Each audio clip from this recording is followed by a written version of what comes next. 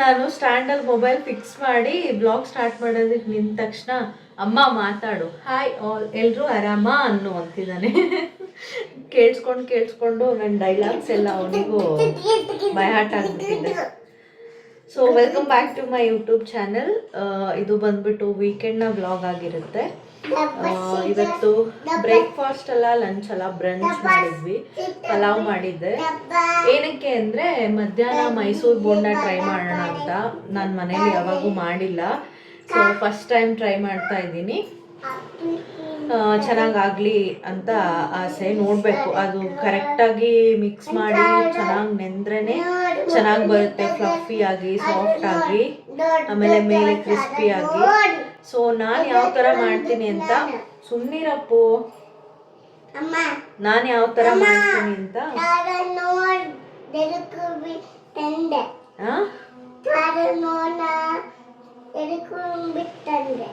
ಏನು ಹೇಳ್ತಿದ್ದೆ ಅರ್ಥ ಆಗ್ಬಲ್ದು. ಅಡಿಗೆ ಮಾಡೋಗಿ ನಂಗೆ ಹಸಿವೆ ಆಗಲ್ಲ, ಮೊಮ್ಮಮ್ಮ ಮಾಡು. ಇವನು ಕಿಚನ್ ಐಟಮ್ಸ್ ಎಲ್ಲ ತೊಗೊಂಡೋಗಿ ಅಮ್ಮ ನಾನು ಹಿಂಗೆ ಮೊಮ್ಮಮ್ಮ ಮಾಡಿಕೊಡ್ತೀನಿ ಅಂತ ಪದೇ ಪದೇ ಹೇಳ್ತಿದ್ದ. ಸೊ ಕಿಚನ್ ಸೆಟ್ ತರಿಸಿದ್ದೀನಿ ಅವನಿಗೆ. ನಿನ್ನೆ ತಂದಾಗಿಂದ ಕಂಟಿನ್ಯೂಸ್ ಆಗಿ ಅದನ್ನೇ ಆಟಾಡ್ತಿದ್ದಾನೆ. ಜ್ಯೂಸ್ ಮಾಡ್ತಾನಂತೆ, ಟೀ, ಆಮೇಲೆ ಪಲಾವು, ದೋಸೆ, ಏನೇನೋ ಮಾಡಿದ್ದೀನಿ ತಗೋ ಅಂತ ತಂದು ಕೊಡ್ತಿದ್ದಾನೆ. ಅದಕ್ಕೆ ಡೈವರ್ಟ್ ಮಾಡಿ ಕಳಿಸ್ದೆ. ಇವಾಗ ಮತ್ತೆ ಅಡುಗೆ ಮಾಡ್ತಾ ಕೂತಿದ್ದಾನೆ ನೋಡಿ.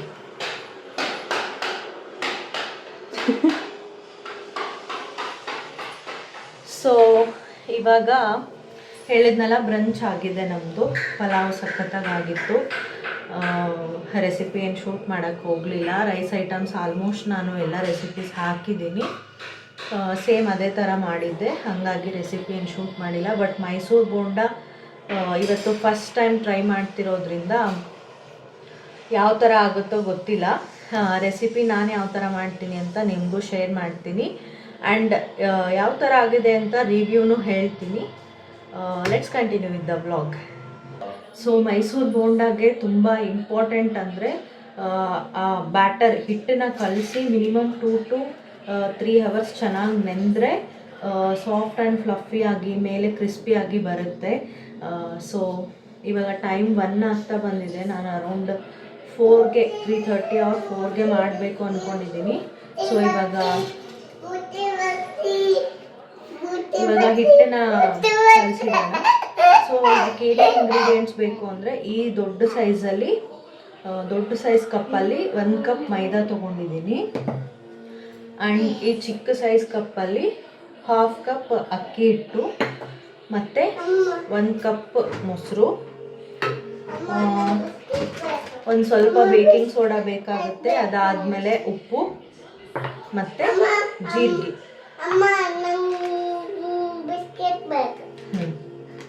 ಅದಾದಮೇಲೆ ಕಲಿಸ್ಕೊಳ್ಳೋದಕ್ಕೆ ಬಿಸಿನೀರಲ್ಲಿ ಕಲಿಸ್ಕೊಂಡ್ರೆ ಚೆನ್ನಾಗಿ ಹಿಟ್ಟು ನೆನೆಯುತ್ತೆ, ಹುಳಿ ಬೇಗ ಬರುತ್ತೆ.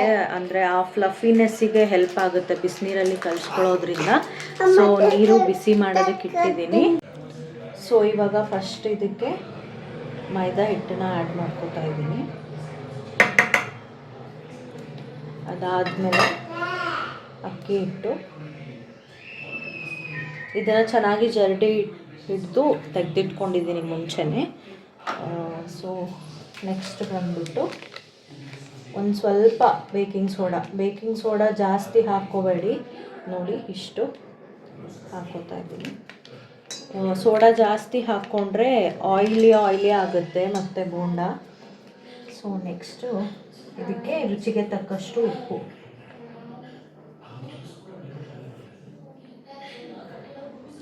ಸೊ ಉಪ್ಪು ಹಾಕ್ಕೊಂಡ್ಮೇಲೆ ಇದೆಲ್ಲನೂ ಒಂದು ಸಲ ಚೆನ್ನಾಗಿ ಮಿಕ್ಸ್ ಮಾಡ್ಕೊಳ್ಳಿ.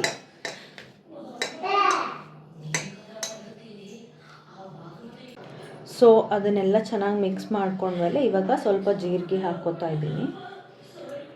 ಕೆಲವರು ಇದಕ್ಕೆ ಕೊತ್ತಂಬರಿ ಸೊಪ್ಪು, ಅದಾದಮೇಲೆ ಈರುಳ್ಳಿನೂ ಹಾಕ್ಕೊಂಡು ಮಾಡ್ತಾರೆ. ನಾನು ಇವತ್ತಿಷ್ಟೇ ಪ್ಲೈನಾಗಿ ಮಾಡ್ತಾಯಿದ್ದೀನಿ. ಸೊ ಎಲ್ಲನೂ ಒಂದು ಸಲ ಚೆನ್ನಾಗಿ ಮಿಕ್ಸ್ ಮಾಡಿದ್ಮೇಲೆ ಇವಾಗ 1 ಕಪ್ ಮೊಸರನ್ನ ಆ್ಯಡ್ ಮಾಡ್ಕೋತಾ ಇದ್ದೀನಿ.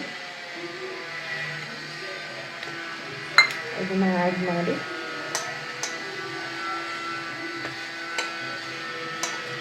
ಚೆನ್ನಾಗಿ ಹಿಟ್ಟನ್ನು ಮಿಕ್ಸ್ ಮಾಡ್ಕೋಬೇಕು.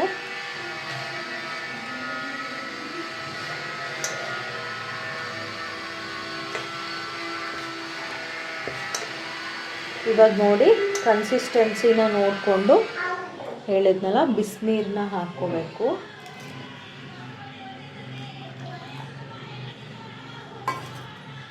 ಸೊ ಸ್ವಲ್ಪ ಸ್ವಲ್ಪನೇ ಆ್ಯಡ್ ಮಾಡ್ಕೊಳ್ಳಿ. ನಿಮಗೆ ಬಿಸಿನೀರು ಡೈರೆಕ್ಟ್ ಈ ಥರ ಮಿಕ್ಸ್ ಮಾಡೋಕ್ಕಾಗಲ್ಲ ಅಂದರೆ ಸೌಟ್ ಅಥವಾ ಬೀಟರ್ನು ಯೂಸ್ ಮಾಡಿಕೊಂಡು ಮಿಕ್ಸ್ ಮಾಡ್ಕೋಬೋದು.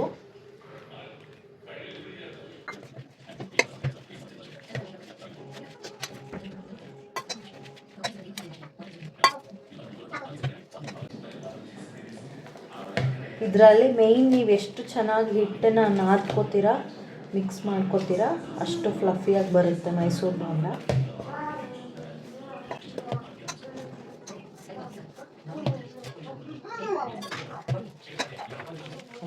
ಇವಾಗ ಇದಕ್ಕೆ ಒಂದು 4ರಿಂದ 5 ಟೇಬಲ್ ಸ್ಪೂನ್ ಅಷ್ಟು ಆಯಿಲ್ನ ಹಾಕ್ಕೋಬೇಕು.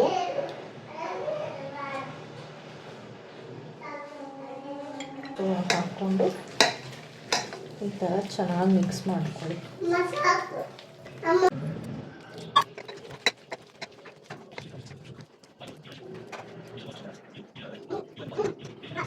ನೋಡಿ ಈ ಥರ ಕನ್ಸಿಸ್ಟೆನ್ಸಿಗೆ ಇದನ್ನು ಮಿಕ್ಸ್ ಮಾಡಿಕೊಂಡು ಇವಾಗ ಒಂದೇ 2.5 ಅವರ್ಸ್ ಆರ್ 3 ಅವರ್ಸ್ ಬಿಸಿನೀರಲ್ಲಿ ಕಲಸಿರೋದ್ರಿಂದ 1 ಅವರೇ ಸೋಕ್ ಮಾಡಿದ್ರೂ ಸಾಕು ಅನಿಸುತ್ತೆ. ಬಟ್ ಹಿಟ್ಟು ಜಾಸ್ತಿ ನೆಂದಷ್ಟು ರುಚಿ ಜಾಸ್ತಿ ಆಗುತ್ತೆ ಹೊರತು ಏನೂ ಪ್ರಾಬ್ಲಮ್ ಇಲ್ಲ. ಸೊ ಈ ಥರ ಕನ್ಸಿಸ್ಟೆನ್ಸಿಲಿ ಕಲಿಸ್ಕೊಂಡು ನಾನಿವಾಗ ಹಿಟ್ಟು ನೆನೆಯೋದಕ್ಕೆ ಬಿಡ್ತಾಯಿದ್ದೀನಿ. ಮತ್ತು 2.5-3 ಅವರ್ಸ್ ಆದಮೇಲೆ ತೋರಿಸ್ತೀನಿ. ಸೊ ನೋಡಿದ್ರಲ್ಲ, ಈ ಕನ್ಸಿಸ್ಟೆನ್ಸಿಲಿ ಹಿಟ್ಟನ್ನು ಕಲಿಸ್ಕೊಂಡು ರೆಡಿ ಮಾಡಿ ಈ ಥರ ಒಂದು ಲಿಡ್ನ ಕ್ಲೋಸ್ ಮಾಡಿ ಇವಾಗ 2 to 3 ಅವರ್ಸ್ ನೆನೆಯೋದಕ್ಕೆ ಬಿಟ್ಬಿಡೋಣ. ಆಮೇಲೆ ಮತ್ತೆ ಯಾವ ಥರ ಆಗಿದೆ ಆ್ಯಂಡ್ ಮೈಸೂರು ಬೋಂಡ ಯಾವ ಥರ ಬರುತ್ತೆ ಅಂತ ನಿಮಗೂ ತೋರಿಸ್ತೀನಿ. ವೆಯ್ಟ್ ಮಾಡ್ತೀರಿ. ಏನಂತೀನಿ ನಾನು? ಎಲ್ಲರೂ ಚೆನ್ನಾಗಿದ್ದಾರಾ? ಹ್ಞೂ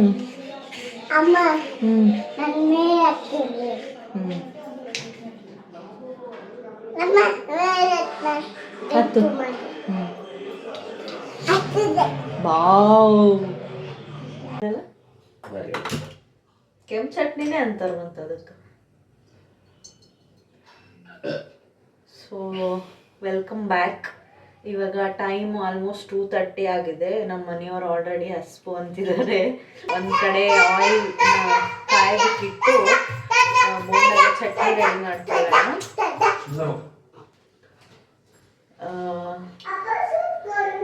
ಒಬ್ಬೊಬ್ಬರಿಗೆ ಒಂದೊಂದು ಥರ ಇಷ್ಟ ಆಗುತ್ತೆ ಮೈಸೂರು ಬೋಂಡಾಗೆ ಚಟ್ನಿ. ನಾವು ಇವತ್ತು ಕೆಂಪು ಚಟ್ನಿ ಟ್ರೈ ಮಾಡೋಣ ಅಂತ, ಸ್ವಲ್ಪ ಸ್ಪೈಸಿಯಾಗಿದ್ದರೆ ಚೆನ್ನಾಗಿರುತ್ತೆ ಅಂತ.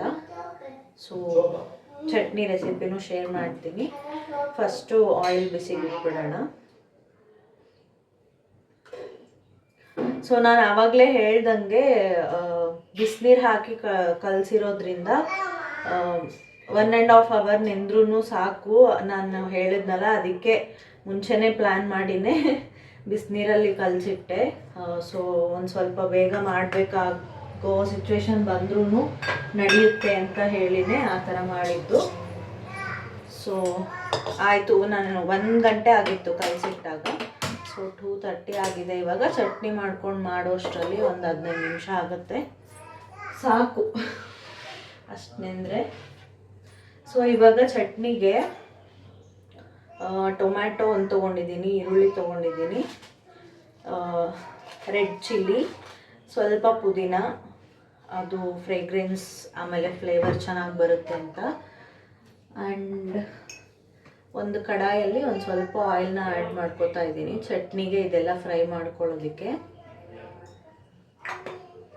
ಸೊ ಇಲ್ಲಿ ಚಟ್ನಿಗೆ ಆಯಿಲ್ ಹಾಕ್ಕೊಂಡಿದ್ದೀವಲ್ಲ, ಅದು ಬಿಸಿಯಾಗಿದೆ. ಇವಾಗ ಅದಕ್ಕೆ ಒಂದು ಸ್ವಲ್ಪ ಶೇಂಗಾ ಹಾಕ್ಕೋತಾ ಇದ್ದೀನಿ. ಅದಾದಮೇಲೆ ಜೀರಿಗೆ, ಮತ್ತು ಒಂದು 4 ಕಾಳು ಮೆಂತ್ಯ.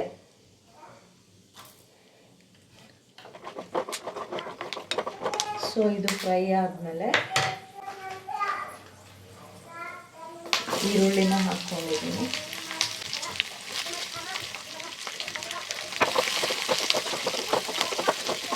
ಇವಾಗ ಈರುಳ್ಳಿ ಒಂದು ಸ್ವಲ್ಪ ಟ್ರಾನ್ಸ್ಪರೆಂಟ್ ಆಗಿದೆ. ಸೊ ಟೊಮೆಟೊ ಆ್ಯಡ್ ಮಾಡ್ಕೊತಾ ಇದ್ದೀನಿ. ಅದಾದಮೇಲೆ ಮೆಣಸಿನ್ಕಾಯಿ, ರೆಡ್ ಚಿಲ್ಲಿ.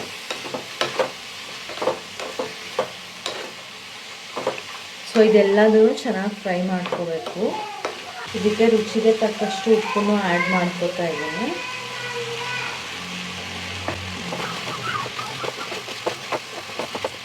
ಸೊ ನೋಡಿ, ಇದೆಲ್ಲ ಚೆನ್ನಾಗಿ ಫ್ರೈ ಆಗಿದೆ, ಟೊಮೆಟೊನೂ ಚೆನ್ನಾಗಿ ಸ್ಮ್ಯಾಶ್ ಆಗಿದೆ. ಇವಾಗ ಇದಕ್ಕೆ ಪುದೀನ ಸೊಪ್ಪು ಮೇಲೆ ಹಾಕಿಬಿಟ್ಟು ಕಲಸಿ ಸ್ಟವ್ ಆಫ್ ಮಾಡಿ ಅದು ಕೂಲ್ ಆಗೋದಕ್ಕೆ ಬಿಟ್ಬಿಡ್ತೀನಿ. ಸೊ ಇದು ಕೂಲ್ ಆದಮೇಲೆ ಇದನ್ನು ಮಿಕ್ಸಿಗೆ ಹಾಕ್ಕೊಳ್ಳೋಣ. ಸೊ ಇದು ಕೂಲ್ ಆಗೋವರೆಗೂ ಬೋಂಡ ಟ್ರೈ ಮಾಡೋಣ ಬನ್ನಿ. ಸೊ ಆಯಿಲ್ ಚೆನ್ನಾಗಿ ಬಿಸಿ ಆಗಿದೆ. ಈಗ ನೋಡಿ, ಹಿಟ್ಟು ನೆಂದಿದೆ.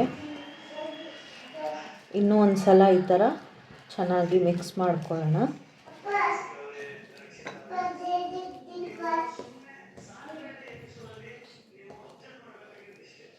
ಸೊ ಇವಾಗ ಇದನ್ನು ಈ ಥರ ಹಾಕ್ಕೋಬೇಕು. ಬನ್ನಿ ಮಾಡೋಣ. ಸೊ ನೋಡಿ, ಆಯಿಲ್ ಚೆನ್ನಾಗಿ ಹೀಟ್ ಆಗಿದೆ. ಇವಾಗ ಇದನ್ನು ಲೋ ಫ್ಲೇಮಲ್ಲೇ ಇಟ್ಕೊಂಡು ಮಾಡಬೇಕು. ಯಾಕಂದರೆ ಹೈ ಫ್ಲೇಮಲ್ಲಿ ಇಟ್ಬಿಟ್ರೆ ಮೇಲೆ ಬೇಗ ಕೆಂಪಾಗಿ ಒಳಗಡೆ ಹಿಟ್ಟು ಹಂಗೆ ಇರುತ್ತೆ. ಸೊ ನೋಡುವ, ಫಸ್ಟ್ ಟೈಮ್ ಟ್ರೈ ಮಾಡಿರೋದು ಯಾವ ಥರ ಆಗಿದೆ ಅಂತ ನೋಡೋಣ.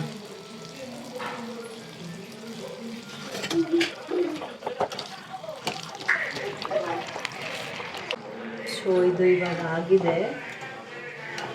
ಈ ಥರ ಫುಲ್ ಗೋಲ್ಡನ್ ಬ್ರೌನ್ ಆಗೋವರೆಗೂ ಫ್ರೈ ಮಾಡಿಕೊಂಡು ತೆಕ್ಕೋಬೇಕು. ಸೊ ಚಟ್ನಿಗೆ ಮುಂಚೆನೇ ಫ್ರೈ ಮಾಡಿ ಇಟ್ಕೊಂಡಿದ್ವಲ್ಲ, ಅದು ಕೂಲ್ ಆಗಿತ್ತು, ಅದನ್ನು ಮಿಕ್ಸಿಗೆ ಹಾಕ್ಕೊಂಡಿದ್ದೀನಿ. ಇವಾಗ ಚಟ್ನಿಗೆ ಒಗ್ಗರಣೆ ಮಾಡ್ಕೊಳ್ಳೋಣ. ಅದಕ್ಕೆ ಚಟ್ನಿಗೆ ಫ್ರೈ ಮಾಡ್ಕೊಂಡಲ್ಲ, ಅದೇ ಕಡಾಯಲ್ಲಿ 1-2 3 ಟೇಬಲ್ ಸ್ಪೂನ್ ಅಷ್ಟು ಆಯಿಲ್ ಹಾಕ್ಕೋತಾ ಇದ್ದೀನಿ. ಇವಾಗ ಆಯಿಲ್ ಬಿಸಿ ಆದಮೇಲೆ ಇದಕ್ಕೆ ಸಾಸಿವೆ, ಜೀರಿಗೆ, ಅದಾದಮೇಲೆ ಉದ್ದಿನಬೇಳೆ ಸ್ವಲ್ಪ ಜಾಸ್ತಿ ಹಾಕ್ಕೊತೀನಿ.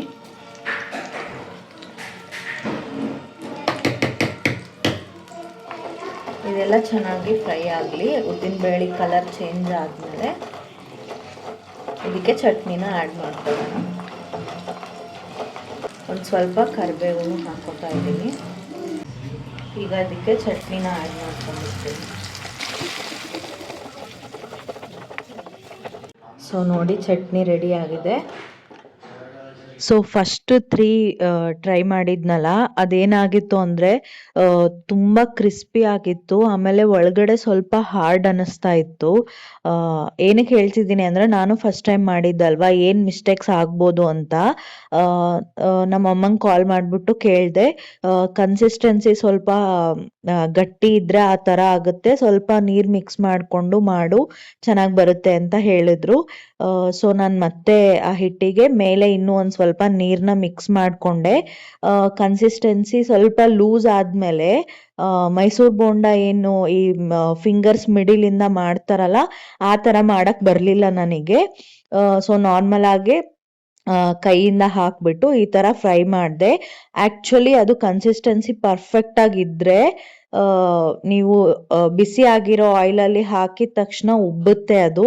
ಸೊ ನಾನು ಸೆಕೆಂಡ್ ಇವಾಗ ಇದು ಮಾಡಿದ್ದೀನಲ್ಲ, ಇದು ಆ ಥರ ಉಬ್ಬಿತ್ತು. ಸೊ ಮಾಡಿರೋ ಸ್ಯಾಟಿಸ್ಫ್ಯಾಕ್ಷನ್ನು ಆಯಿತು ನನಗೆ. ಆ್ಯಂಡ್ ಫಸ್ಟ್ ಮಾಡಿರೋದು ತುಂಬ ಜಾಸ್ತಿನೂ ಫ್ರೈ ಮಾಡಿದ್ದೆ ನಾನು.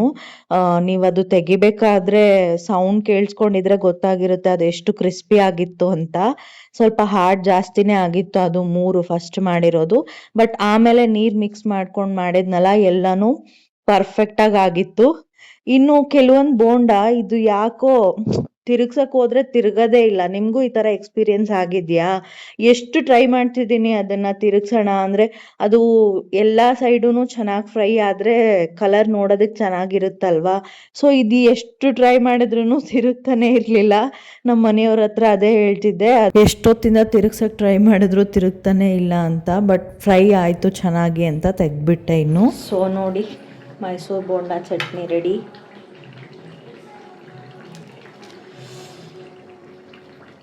ವಾವ್, ಎಷ್ಟು ಚೆನ್ನಾಗಿ ಬಂದಿದೆ ನೋಡಿ, ಫ್ಲಫಿಯಾಗಿ, ಮೇಲೆ ಕ್ರಿಸ್ಪಿಯಾಗಿ.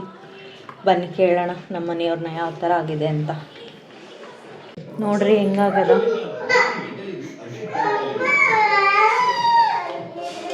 ಚಲೋ ಆಗಿದೆ ನಿಜ? ಹೌದಾ? ಚಟ್ನಿನೂ ಚಲೋ ಆಗ್ಯದಲ್ಲ. ಎಂಜಾಯ್. ಏನು ಬೇಕು? ಬಾಗ್ಲು ಹಾಕ್ಬೇಕಾ? ಹಾಕ್ಲೇ? ನನ್ನ ಬೋಂಡ ಒತ್ತಿ ಹೋಗ್ತಾವಲ್ಲಿ. ಸೊ ನೋಡಿ, ಲೋ ಫ್ಲೇಮಲ್ಲೇ ಇಟ್ಟು ಈ ಥರ ಫಸ್ಟ್ ಹಾಕಿದ್ನಲ್ಲ ಅದು ಸ್ವಲ್ಪ ಜಾಸ್ತಿ ಫ್ರೈ ಮಾಡಿಬಿಟ್ಟಿದ್ದೆ. ಸ್ವಲ್ಪ ಗೋಲ್ಡನ್ ಬ್ರೌನ್ ಆದ ತಕ್ಷಣ ತೆಗೆದ್ಬಿಡಿ. ಸೊ ನೋಡಿದ್ರಲ್ಲ, ಬೋಂಡ ಮಾತ್ರ ಸಖತ್ತಾಗಿ ಸಾಫ್ಟಾಗಿ ಆಗಿದೆ ಅಂತ ಹೇಳಿದರು. ಬಟ್ ಒಂದೇನಂದರೆ ಶೇಪ್ ಬಂದಿಲ್ಲ ಅಷ್ಟೇ, ರೌಂಡಾಗಿ. ಇಟ್ಸ್ ಓಕೆ, ಫಸ್ಟ್ ಟೈಮ್ ಮಾಡಿರೋದಲ್ವಾ. ಟೇಸ್ಟು ಆ್ಯಂಡ್ ಅದು ಹೆಂಗಾಗಬೇಕು ಟೆಕ್ಸ್ಚರ್ ಆ ಥರ ಆಗಿದೆಯಾ ಇಲ್ವಾ ಅನ್ನೋದು ಇಂಪಾರ್ಟೆಂಟು. ಆ ಥರ ಆಗಿದೆ. ಮಾಡ್ತಾ ಮಾಡ್ತಾ ಪ್ರಾಕ್ಟೀಸ್ ಆಗುತ್ತೆ. ಸೊ ಚೆನ್ನಾಗಾಗಿದೆ. ನೀವು ಟ್ರೈ ಮಾಡಿ. ಟ್ರೈ ಮಾಡಿದರೆ ಯಾವ ಥರ ಆಗಿತ್ತು ಅಂತ ಕಮೆಂಟ್ಸಲ್ಲಿ ತಿಳಿಸಿ. ಆ್ಯಂಡ್ ಇನ್ ಕೇಸ್ ನಿಮಗೆ ಹಿಟ್ಟು ಕಲಸಿಟ್ಟು ನೆನೆಸಿದ್ದು ಬೋಂಡ ಮಾಡಬೇಕಾದ್ರೆ ಫಸ್ಟಿಗೆ ಒಂದೇ ಮಾಡಿಬಿಟ್ಟು ನೋಡಿ. ಅದೇನಾದರೂ ಹಾರ್ಡಾಗಿ ಆಗಿದೆ ಅಂತ ಅನಿಸಿದರೆ ಒಂದು ಸ್ವಲ್ಪ ನೀರು, ತಣ್ಣೀರನ್ನ ಹಾಕ್ಕೊಂಡು ಇನ್ನೊಂದು ಸ್ವಲ್ಪ ಮಿಕ್ಸ್ ಮಾಡಿಕೊಡಿ. ಆವಾಗ ಚೆನ್ನಾಗಿ ಹೌರಾಗಿ ಬರುತ್ತೆ. ಇಲ್ಲಾಂದರೆ ಹಾರ್ಡ್ ಆಗಿಬಿಡುತ್ತೆ ಬೋಂಡ, ಕರೆಕ್ಟಾಗಿ ಕನ್ಸಿಸ್ಟೆನ್ಸಿ ಇಲ್ಲ ಅಂದರೆ. ಸೊ ಇವಾಗ ಬಿಸಿ ಬಿಸಿ ಬೋಂಡ ನಾನು ತಿಂದು ಮತ್ತೆ ವ್ಲಾಗ್ನ ಕಂಟಿನ್ಯೂ ಮಾಡ್ತೀನಿ. ವೆಯ್ಟ್ ಮಾಡ್ತೀರಿ. ನೋಡಿದ್ರಲ್ಲ ಗಾಯ್ಸ್, ಇದಾಗಿತ್ತು ನನ್ನ ಮೈಸೂರು ಬೋಂಡ ಪ್ರಯೋಗದ ಒಂದು ಪುಟ್ಟು ಕತೆ. ಆ್ಯಂಡ್ ಮೈಸೂರು ಬೋಂಡಾಗೆ ರೆಡ್ ಚಟ್ನಿ ಕಾಂಬಿನೇಷನ್ ಮಾತ್ರ ಸಖತ್ತಾಗಿತ್ತು. ಡೆಫಿನೆಟ್ಲಿ ನೀವು ಈ ಸಲ ಮೈಸೂರು ಬೋಂಡ ಮಾಡಿದಾಗ ಇದೇ ಚಟ್ನಿ ಜೊತೆ ಟ್ರೈ ಮಾಡಿ. ತುಂಬ ಚೆನ್ನಾಗಾಗಿತ್ತು.